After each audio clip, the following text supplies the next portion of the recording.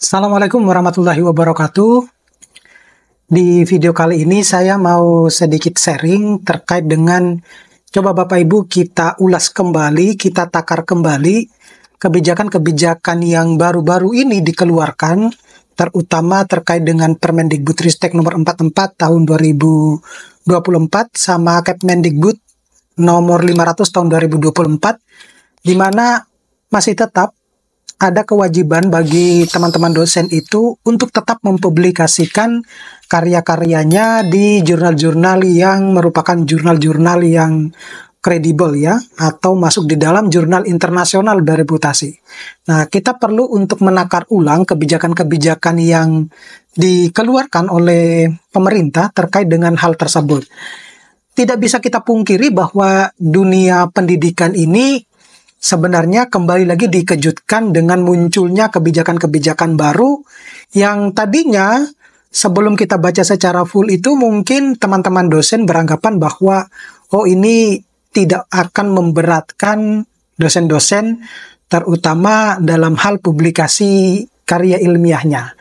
Nah, karena memang di sebagian besar dosen-dosen itu masih beranggapan bahwa publikasi di jurnal Scopus itu masih merupakan hal yang momok besar ya buat sebagian besar teman-teman dosen, karena Scopus itu sulit untuk ditaklukkan, kemudian harus berbayar, kemudian embel-embelnya bisa kemungkinan publikasi di jurnal-jurnal yang masuk di kategori jurnal abal-abal atau discontinue. Nah, ini yang kemudian kita harus rubah mindsetnya. Jadi, kebetulan dalam waktu dekat ini saya akan memberikan free webinar terkait dengan penulisan artikel ilmiah yang bisa dipublikasikan di jurnal internasional bereputasi ya. Saya tidak mau yang jurnal internasional. Jadi di jurnal internasional bereputasi, syukur-syukur waktunya bisa lebih panjang atau ada space waktu yang bisa saya menjelaskan bahwa mindset yang selama ini Bapak Ibu dapatkan, terutama keterkaitan dengan susahnya kita publikasi di jurnal internasional Scopus ya, terutama di jurnal internasional bereputasi, itu yang akan saya rubah mindsetnya, dimana mungkin Bapak Ibu juga yang masih beranggapan bahwa jurnal tersebut harus bayar dan mahal ya, itu yang akan saya rubah dalam waktu dekat ini. Jadi Bapak Ibu yang berminat ya, saya tidak mau memaksakan dosen-dosen ya, siapa yang mau berminat, siapa yang mau berubah, silakan pantau terus Instagram saya, karena mungkin H-1 baru saya akan share informasinya termasuk link pendaftarannya. Tetapi berkaitan dengan kebijakan yang telah ditimbulkan di beberapa waktu ini ya, di mana kita dituntut untuk mempelajari aturan-aturan tersebut, dan ada kalanya dan kemudian memunculkan statement dari beberapa dosen bahwa sepertinya ini agak sulit untuk diaplikasikan atau untuk bahkan untuk bisa memenuhi kaidah-kaidah yang di dalam aturan tersebut, terutama dalam pemenuhan indeks kinerja dosen gitu. Nah, di mana di aturan tersebut ya tetap mewajibkan kita itu harus publikasi di jurnal internasional bereputasi. Nah, ini yang masih menjadi momok ya di sebagian besar dosen-dosen. Nah, kejadian ini sebenarnya hampir menerpa semua jenjang yang ada ya, meskipun secara personalnya itu dilakukan oleh oknum-oknum tertentu. Katakanlah kita berbicara terkait dengan masih maraknya informasi-informasi yang melalui proses di sosial media dengan cara-cara menawarkan publikasi, fast publikasi misalnya gitu ya, atau pendampingan penulisan karya tulis ilmiah. Saya pun melakukan hal yang untuk pendampingan ya, karya tulis ilmiah, tapi saya tidak joki, jadi kita bimbingannya face to face. Saya melihat artikelnya seperti apa, kemudian saya berikan saran, bahkan saya mencoba kita komunikasi kira-kira jurnalnya ini lebih pantas masuknya seperti apa, tetapi sejauh yang teman-teman yang sudah melalui proses bimbingan face to face itu sulit sekali untuk bisa tembus di jurnal Q1. Kalau saya lihat cara mereka menulis, kemudian cara mereka menginterpretasikan datanya, cara mereka menampilkan datanya, kemudian seringkali terjadi lonjakan logika, itu sepertinya sulit untuk bisa publikasi di jurnal-jurnal yang high impact factor misalnya, atau Q1 gitu ya. Nah, tetapi saya tidak memberikan mereka kemudian mereka putus arah gitu, tapi banyak kemudian teman-teman yang bisa publikasi juga di jurnal-jurnal meskipun Q3, tetapi jurnal-jurnal yang bagus-bagus ya. Jadi nanti mungkin di free webinar saya itu juga akan saya tunjukkan caranya biar kita itu terhindar dari jurnal-jurnal yang termasuk di dalam predator. Nah, banyak informasi-informasi yang di sosial media yang mungkin Bapak Ibu ketemui.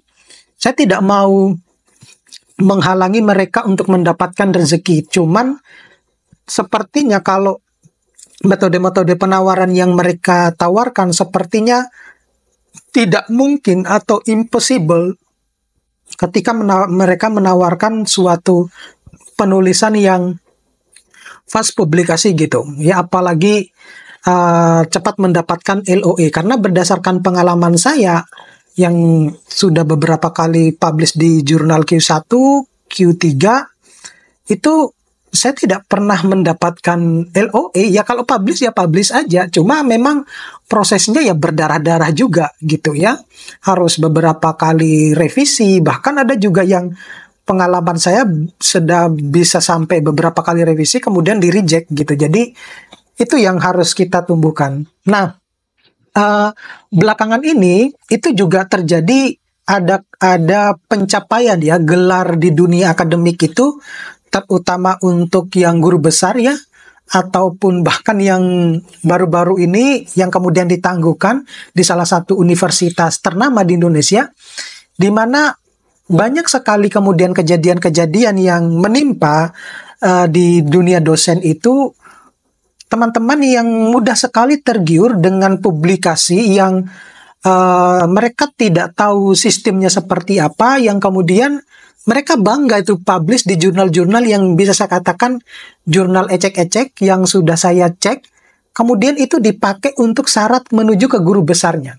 Itu yang kemudian saya mendapatkan beberapa informasi dari teman-teman yang mereka kecewa dengan universitasnya karena tidak bisa dipromosikan ke guru besar, padahal mereka proses melaluinya itu dengan cara-cara yang benar, bahkan sampai mengirimkan saya publikasinya, dan benar publikasinya bagus di jurnal yang bagus juga, tetapi tidak dipromosikan ke guru besar. Justru yang dipromosikan itu adalah orang-orang terdekatnya dan bahkan dilalui dengan cara-cara yang tidak benar. Anehnya, orang-orang yang semacam ini itu bangga dengan cara mereka menggapai guru besarnya atau gelar doktornya.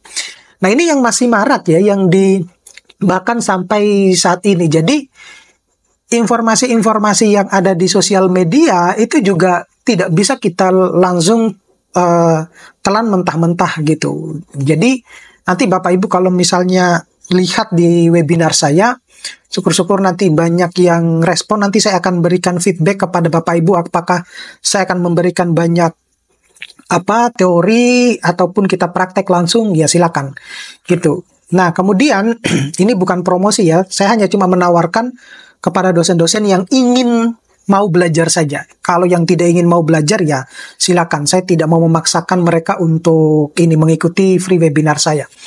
Kemudian di atas kertas ya, kebijakan terkait khusus dengan jurnal Scopus yang tidak bisa kita tawar ya, karena memang kita selayaknya sebagai seorang dosen ya berkecimpung di dunia penelitian dan publikasi itu, dan kita harus publish di jurnal-jurnal Scopus yang memiliki reputasi yang baik. Itu sudah merupakan sesuatu hal yang wajar, dan itu yang harus kita perhatikan gitu ya. Dan ada kalanya juga bisa menyisakan setitik persoalan di dalam ketika kita mau mempublish di jurnal Scopus. Nah, kehadirannya ini bisa semakin menjadi timbangan tunggal ya, atau mutu akademik di negeri ini. Nah, melalui sebenarnya karya ilmiah yang dimuat pada jurnal yang terindeks Scopus ya. Jadi hati-hati, banyak juga jurnal indeks Scopus itu yang termasuk di golongan abal-abal gitu. Nah, dengan berbagai macam persyaratan akademik, kemudian ini ya tidak mudah sebenarnya untuk bisa memenuhi hal tersebut. Nah, ini yang kemudian menjadi persoalan di banyak teman-teman dosen.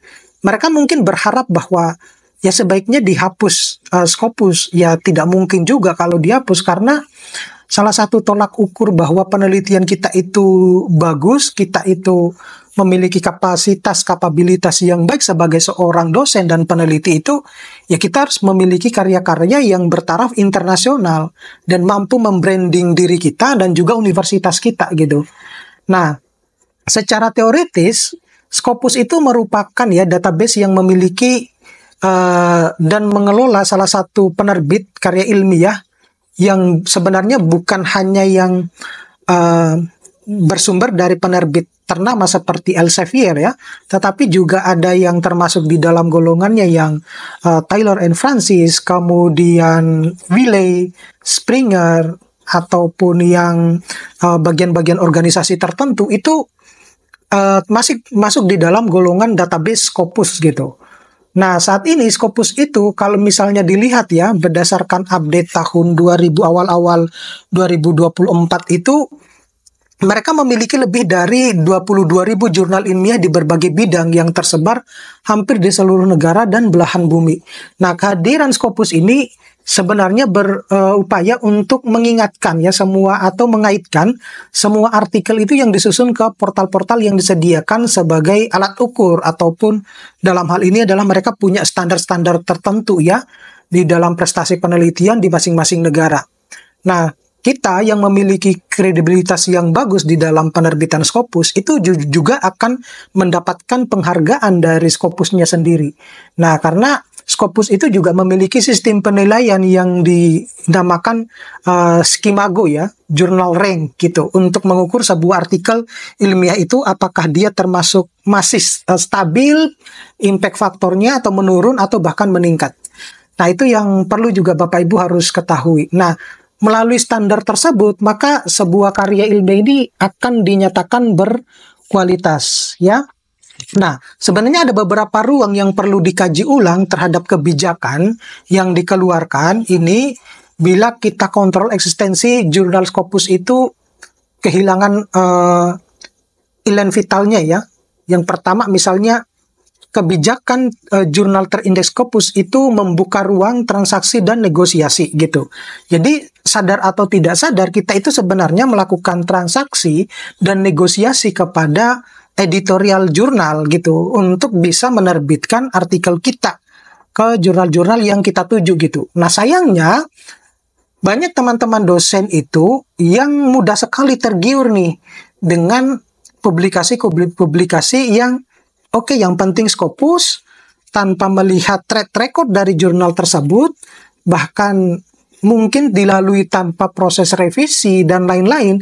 Akhirnya mereka, teman-teman dosen ini ya udah itu aja, apalagi diimbangi atau diembel-embelin dengan harus bayar sekian.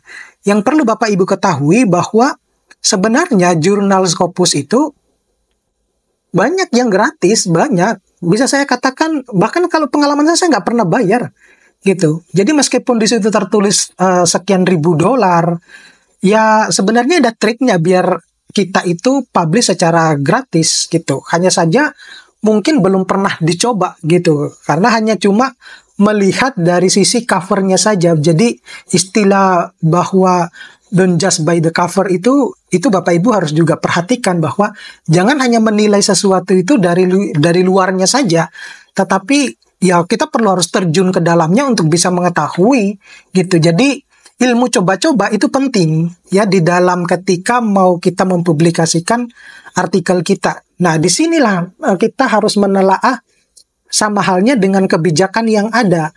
Apakah kemudian kebijakan yang muncul ini, terutama Permendikbudristek nomor 44 dan Kepmendikbudristek nomor 500 2024 ini, bisa kemudian menjadi hal yang bisa dianggap lumrah oleh sebagian teman dosen ya, terutama seluruh dosen, karena ketika video saya upload ke situ, saya banyak mendapatkan komentar baik di Instagram maupun di YouTube saya.